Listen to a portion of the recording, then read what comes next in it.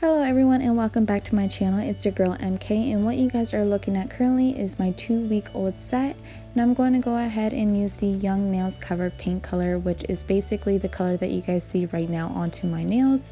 And I'm just going to go ahead and fill in that cuticle area with a medium-sized bead. Now I already went ahead and prepped my nails just because this video did take me some time to design my nails and change some ideas, which you guys will see along the way. Now I'm just going to go ahead and push the sides of the bead right into place, because you do not want to overflow outside of the nail bed, because that will cause lifting. So make sure that you guys take care of that very well, along with prepping your nails really well so you do not cause lifting.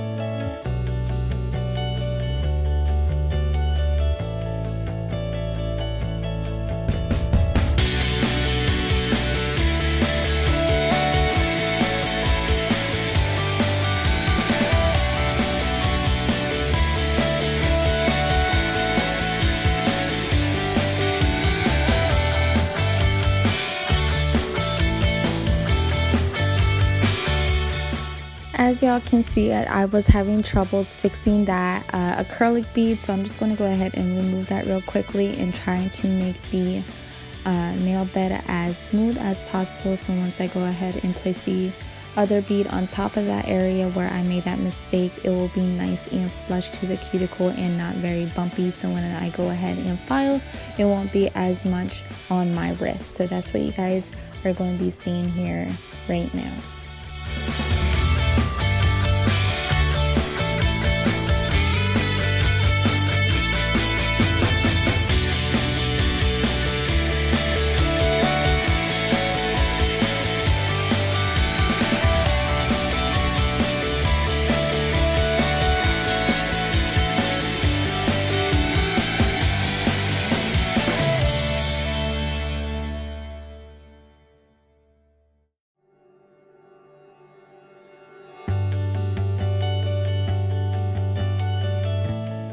As I do the refill on all 10 of my fingers, I'm going to go ahead and make sure I like it and it's not too little, and just in case if I have to add any more, I'll go ahead and do that. Now I'm going to go ahead and use my custom acrylic powder to go ahead and make my sunflower. I will go ahead and explain the red mistake in a little bit. As I said in the beginning of the video, I do make a couple mistakes slash not to my liking, so I did went ahead and fix that, which I'll go ahead and discuss that very soon.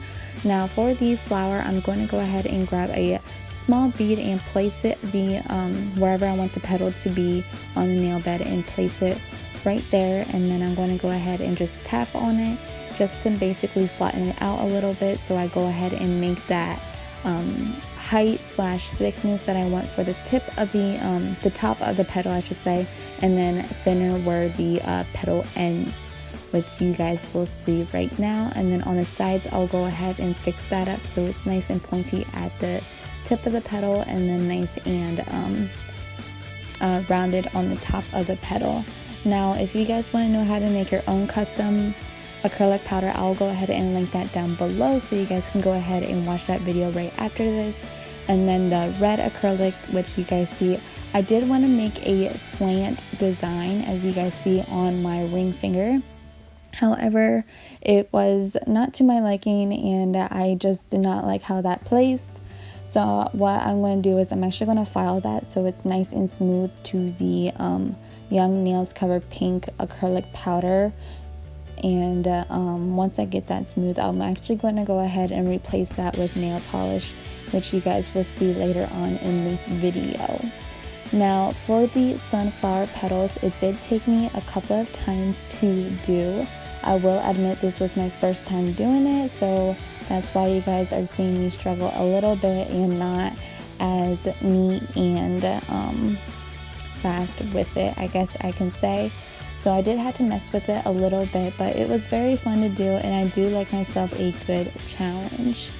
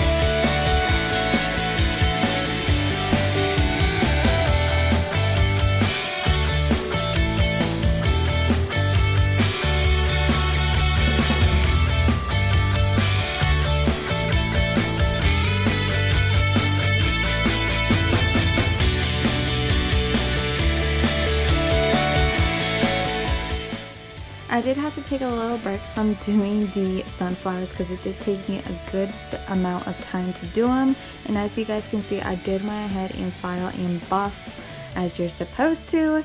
And then I actually put a little brown bead of acrylic into the basically the bud part, I guess you can say, of the flower.